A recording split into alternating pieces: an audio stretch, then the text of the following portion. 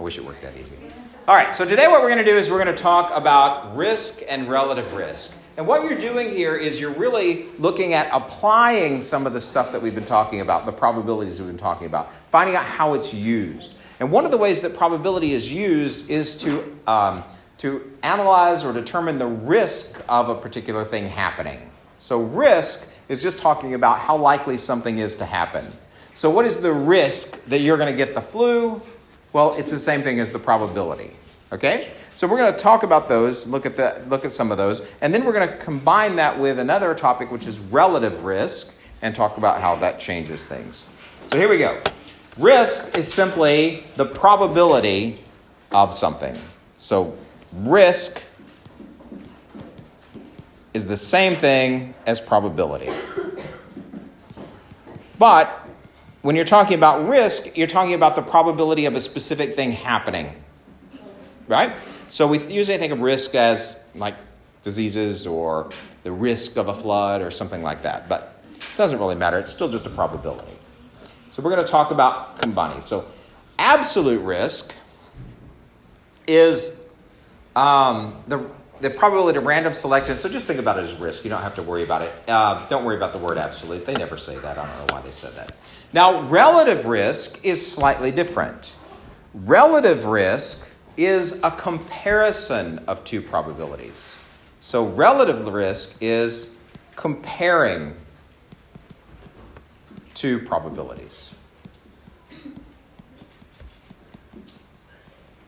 Okay? So we have relative risk. So you might have the risk of women who, I don't know. There's some negative things. Women who catch the flu versus compared to men who catch the flu, right? Okay, there you go. Losing it. Okay, so, but you notice that the probability you're comparing is exactly the same. We're measuring the probability of catching the flu, but you're comparing two different groups, women to men. So, it's simply the risk for group A over or divided by the risk for group B.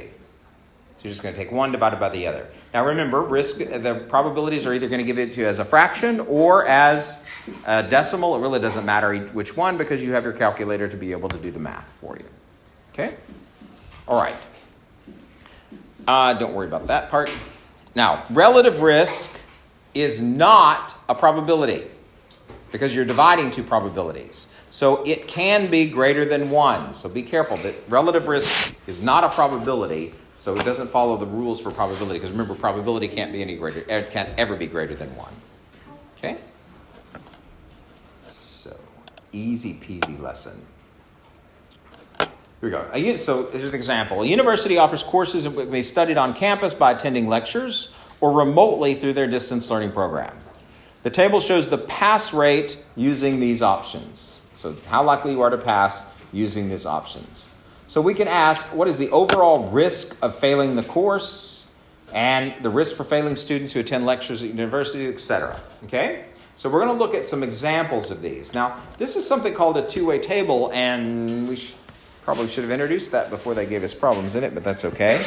So if I was going to define, for example, the probability that a student was to pass a test, I would simply look at the total number of students who passed the test, which was what? 291, thank you. And divide that by the total number of students who took the test, which was 415.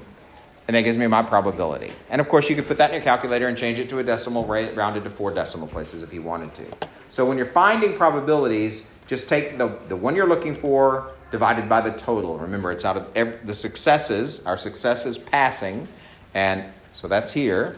And out of the total number of possible outcomes, and that's there. We're going to look a lot more at two-way tables later.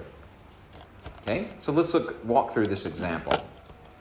So what is the overall risk of failing the course? Is the total number of fails divided by the total number of students. So if you look across at fails, there were 124 students who failed out of the 415 students total.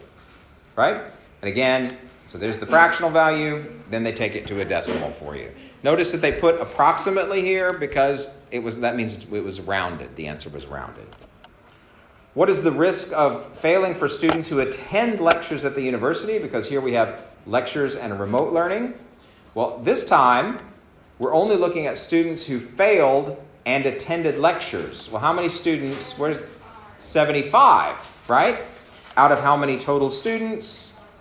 Out of how many students So in this case, we're not using the entire thing. We're only using this particular column because we're only interested in the information from students who actually attended the lectures, right? So we don't worry about any of this other stuff at all. So this one's giving us a reduced sample space, right? So 75 out of 262. All right. Typing notes away. Okay. So here we go. So look at the next one. What is the risk of failing for students who study remotely?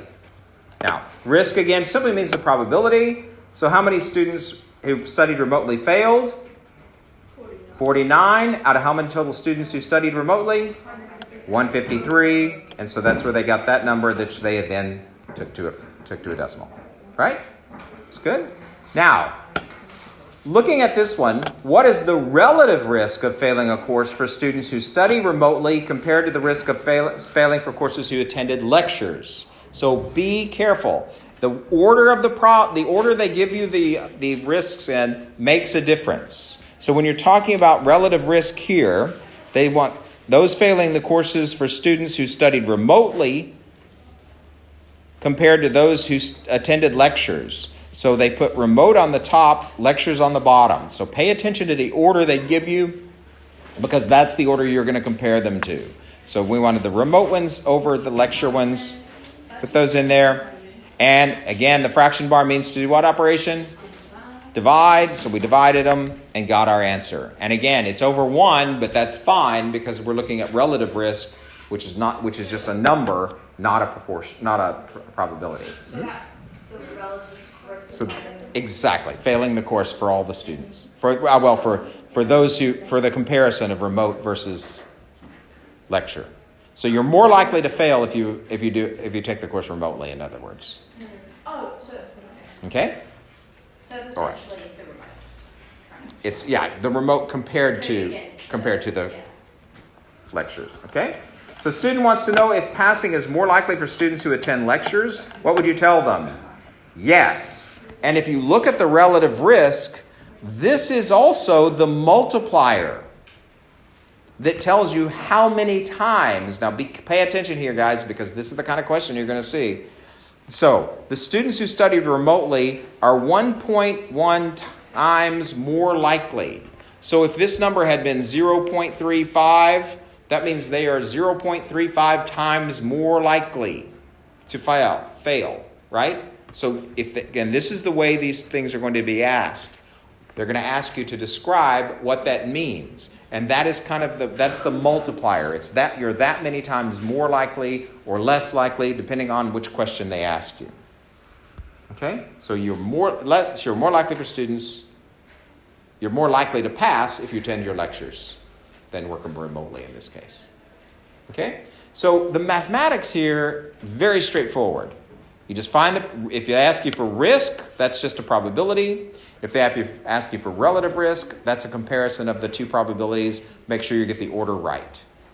All right? So you wanted it easy.